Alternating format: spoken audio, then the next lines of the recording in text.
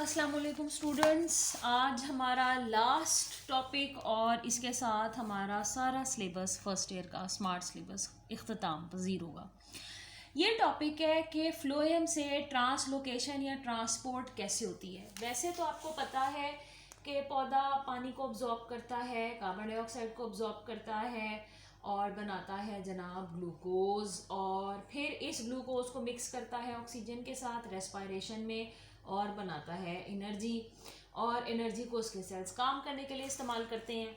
लेकिन जो ग्लूकोज बच जाता है उसको सुक्रोज और स्टार्च में कन्वर्ट कर लेता है। सुक्रोज जिसकी वजह से फलों वगैरह में भी जो मिठास का जायका है वो आता है, और स्टार्च इसका रिजर्व फूड मटेरियल होता है पौधे का, जिसको मिसाल के तौर पर ये आलू वगैरह में, पोटैटो जिसे हम कह रहे हैं, उसमें ये स्टोर करता है ताकि इस्तेमाल कर सके। क्योंकि ग्लूकोज पानी में हल हो जाती है, इसीलिए इसको ऐसे पौधा नहीं स्टोर करता, या तो स्टार्च में कन्वर्ट करेगा या नॉन रिड्यूसिंग शुगर जिसे हम सुक्रोज कह रहे हैं ये उसके शक्ल में करेगा।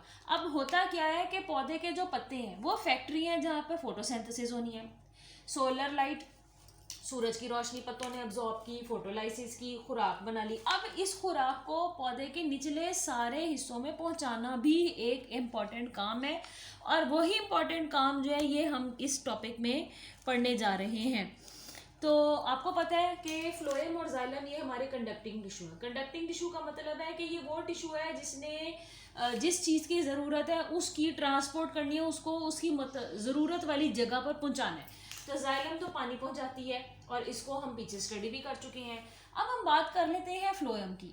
फ्लोएम से किस तरह से सुक्रोज जो है और ग्लूकोज जो है ये किस तरह से दूसरे पार्ट्स तक जाती है, यानी पत्तों में बनती है तो पत्तों से स्टेम में कैसे आती है, स्टेम से रूट्स में कैसे आती है, ये सारा मेथड है फ्लोएम ट्रांसलोकेशन में जो हमने पढ़ना है। अब मुख्तलिफ जो साइंटिस्ट थे उनकी अपनी मुख्तलिफ जो है वो रिसर्च थी, और उसके मुताबिक उन्होंने मुख्तलिफ थ्योरीज पेश की थी कि फ्लोएम में ये काम कैसे होता है। दो थ्योरीज बड़ी इंपॉर्टेंट थी, एक कहलाती है एक्टिव थ्योरी, दूसरी कहलाती है पैसिव थ्योरी। एक्टिव थ्योरी नाम से जाहिर है, ये कहता है कि जो सारी ट्रांसपोर्ट होती है शुगर की वो एनर्जी के साथ होती है, एनर्जी एक्सपेंड करनी पड़ती है, इसलिए शुगर को जो है वो आगे भेजा जा सकता है।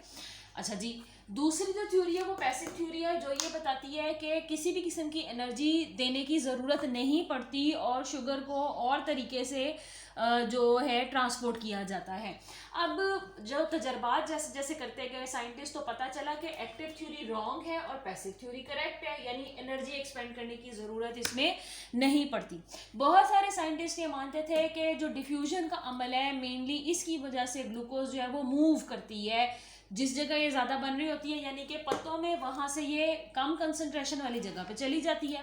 आमतौर पर डिफ्यूजन होती भी ऐसे है, मिसाल के तौर पर ये एक बीकर है, इसमें ढेर सारे मॉलिक्यूल हैं, इसके साथ एक और बीकर है, तो ज़्यादा जहाँ मॉलिक्यूल है वो कम वाली जगह पे खुद ब खुद चले जाते हैं, इसको हम डिफ्यूजन कहते हैं।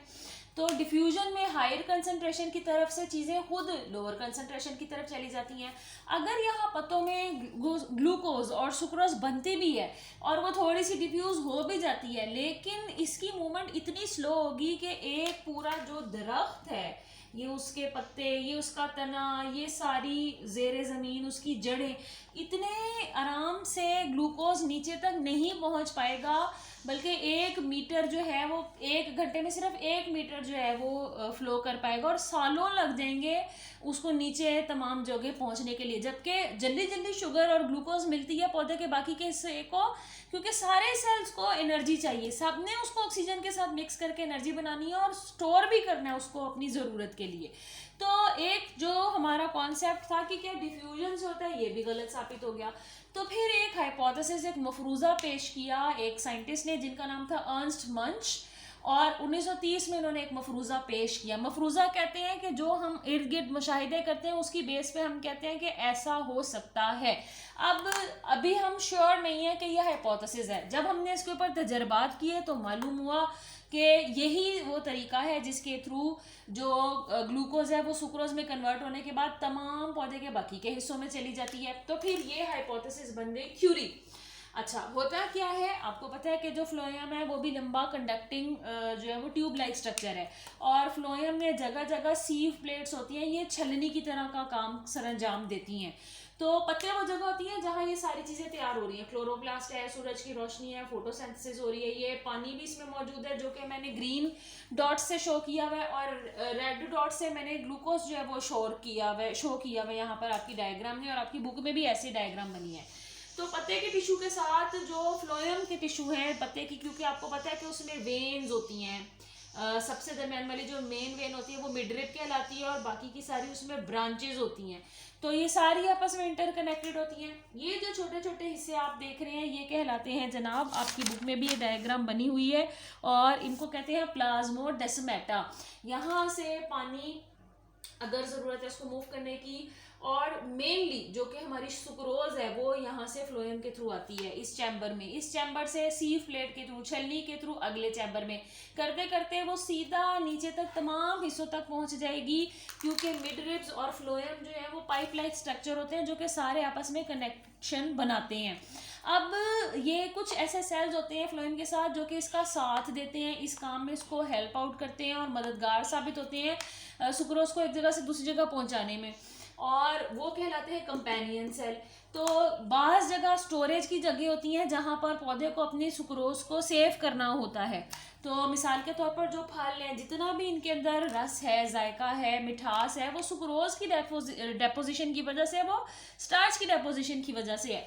तो हमारा जो फ्रूट होगा, हमारा जो इस तरह का स्ट्रक्चर होगा जिसके अंदर इस सुक्रोज को भेजना ज़रूरी है, वहाँ इसको इकट्ठा करना ज़रूरी है, वो कहलाएगा सिंक।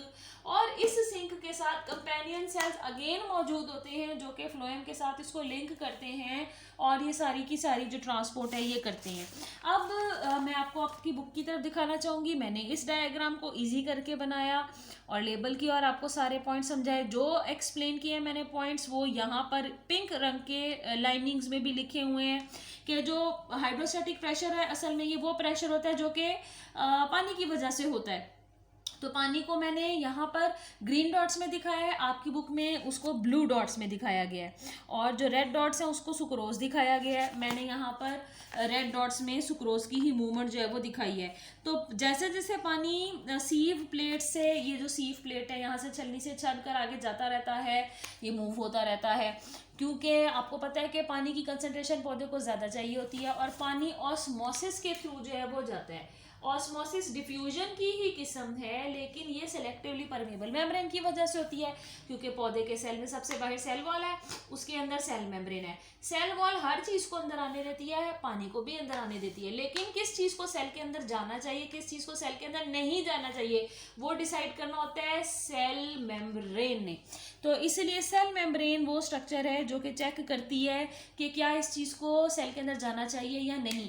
इस तरह से पानी ऑस्मोसिस के थ्रू जो है वो मूव करती है, और जो हमारे कैस्पेरियन स्ट्रिप्स हैं, कंपेनियन सेल्स हैं, और जो प्लाज्मोडेस्माटा है जो कि यहाँ मैंने आपको दिखाए हैं कंपेनियन सेल के साथ, ये सारे फ्लोएम से ट्रांसलोकेशन में मददगार साबित होते हैं।